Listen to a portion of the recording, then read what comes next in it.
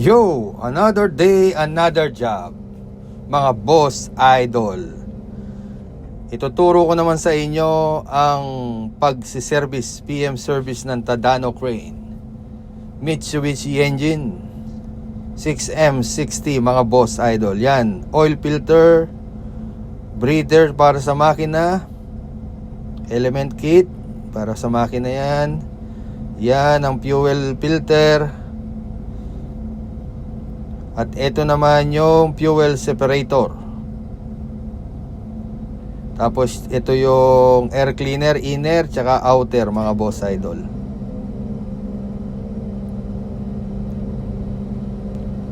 Yan, nandito yung fuel separator tsaka yung fuel filter R120 para sa fuel separator mga boss idol. At kung bago ka pa lang sa aking YouTube channel mga boss idol, paki-subscribe mo na si Boss Roy Cortez Vlog para marami ka pang mapapanood ng mga bagong video at mga bagong idea or technique para sa mga crane. Sa mga kapwa ko OFW dyan, subscribe na kayo kay Boss Roy Cortez. Suporta lang mga boss idol. At paki-like and share na rin ang video ni Boss Roy Cortez. At paki-hit yung notification bell para parati kang updated sa mga bagong video ni Boss Roy Cortez mga boss idol. Yan, dito nakalagay yung fuel filter mga boss idol. Yan, yung kulay itim na yan, yan ang engine oil filter.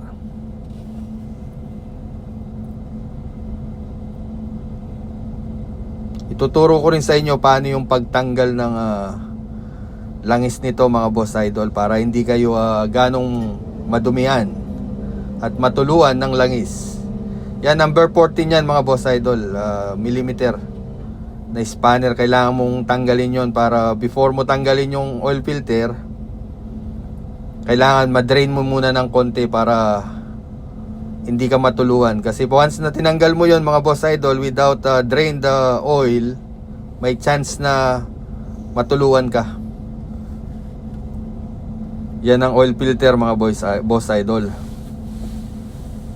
At dito naman ipapakita ko sa inyo yung yan, breather para sa hydraulic tank.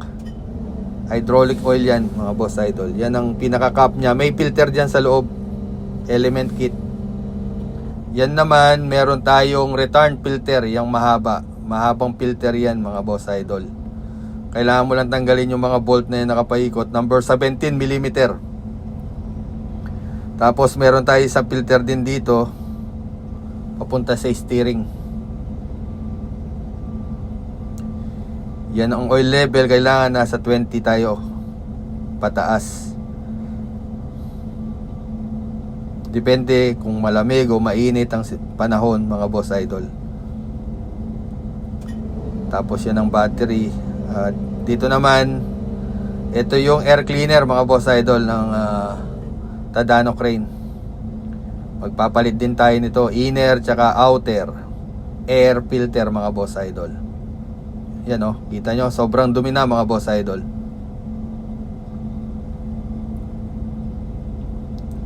Sobrang dumi na po ang air filter.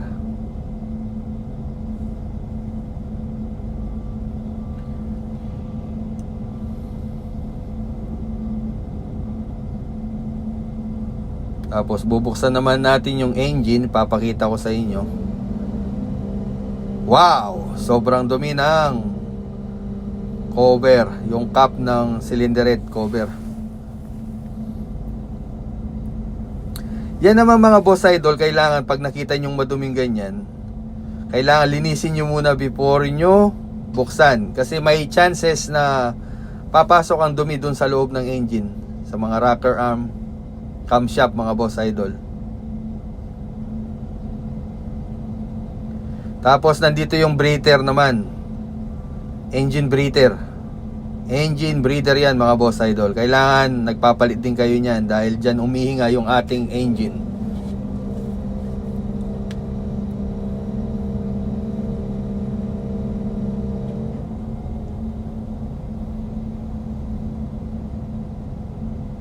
Yan ang ating engine 6M60.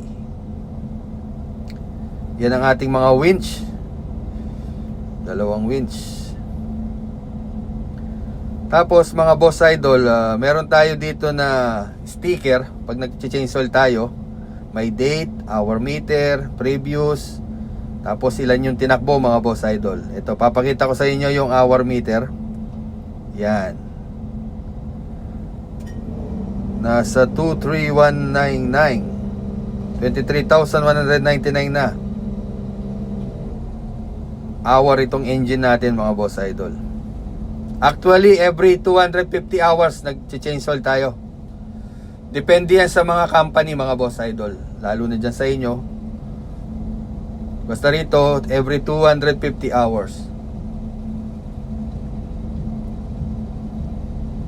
Engine oil tsaka fuel filter. Yung mga hydraulic filter naman, nasa 1,200 hour. Then, depende rin sa oil. Yan ang air breather mga breather para sa engine.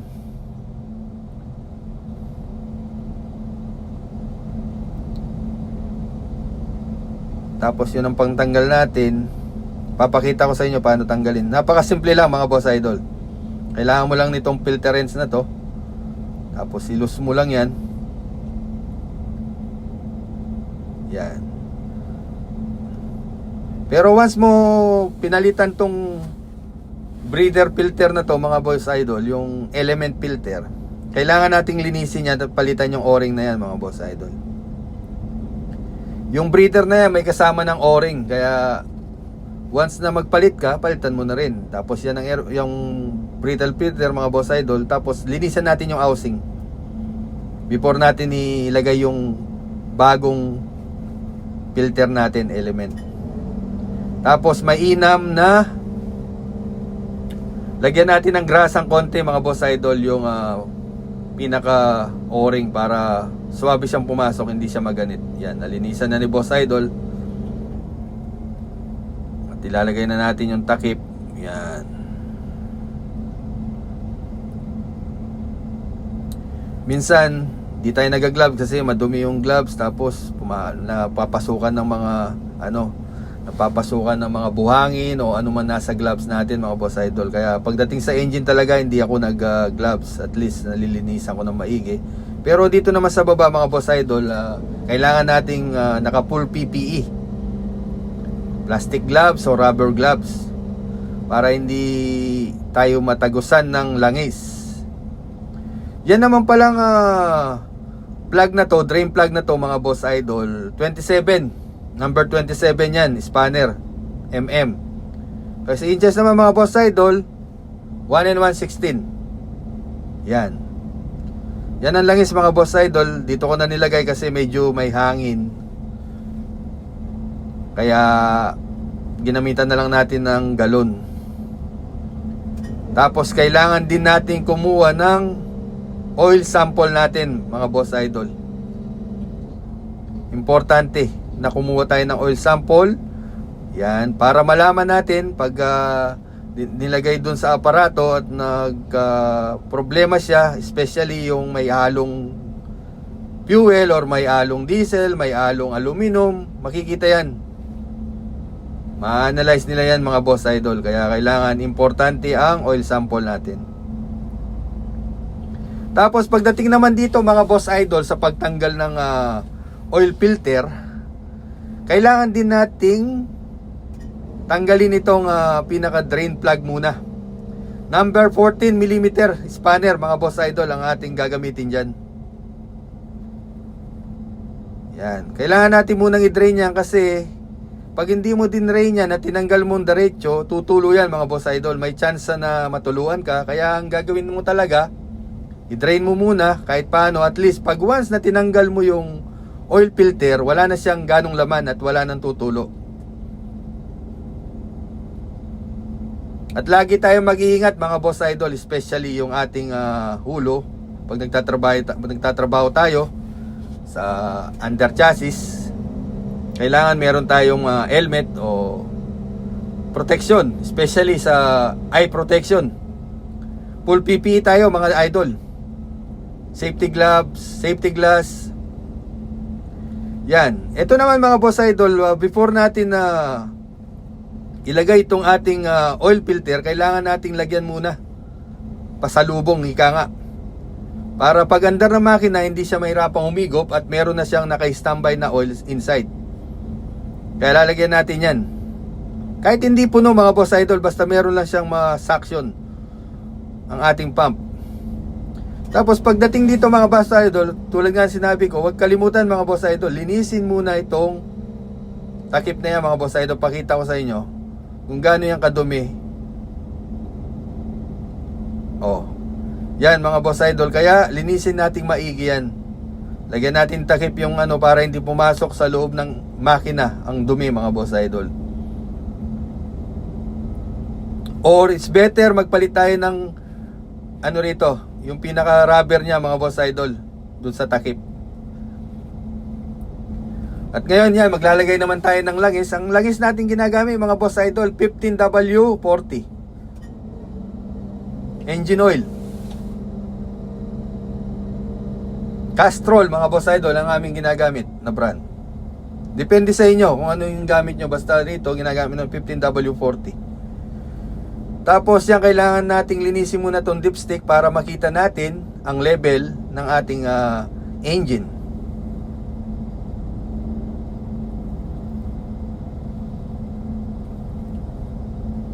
Yan mga boss idol. Yan ang dipstick mga boss idol.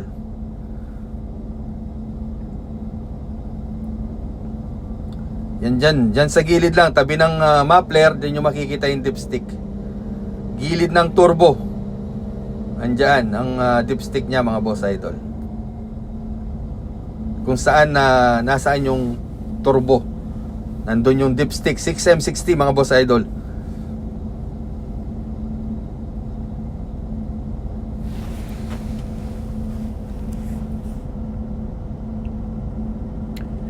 Dapat ang ating gauge sa langis yan, ibaling lampasan natin yung na yan sa may pull banda before then start natin. Bababa pa kasi yan mga boss idol. Kailangan nandyan lang siya. Yan ang pinaka pull niya. Dyan lang dapat. Hindi ka lalampas dyan. Lampas konti okay lang. Pero once na before mo i-start, kailangan dagdagan mo ng konti kasi bababa pa yan ang langis. Pupunta pa sa filter. Pupunta pa sa may ibang ng ating engine. Mga boss idol, sa hindi pa talaga nakasubscribe sa ating channel, baka naman po pakisubscribe na si boss idol. Para at least suporta lang at sa mga kapwa ko mekaniko dyan, magkaroon tayo ng para-parehong idea.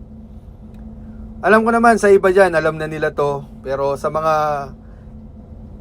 ibang mekaniko at wala pang naging experience sa Mitsubishi, yan po. Ito po yung procedure para sa ating pag-change oil. Sana po nakatulong sa inyo itong ating munting video sa ating YouTube channel. At huwag kalimutan pong i-like and share ang ating video mga boss idol. At paki-subscribe na rin. At paki-hit na yung notification bell para parati kang updated kay boss idol sa kanyang mga gawaing pang araw-araw mga boss idol. Marami kang matututuan dito. Ngayon mga boss idol, dito naman tayo pupunta sa fuel. Kailangan idol meron tayong 10mm.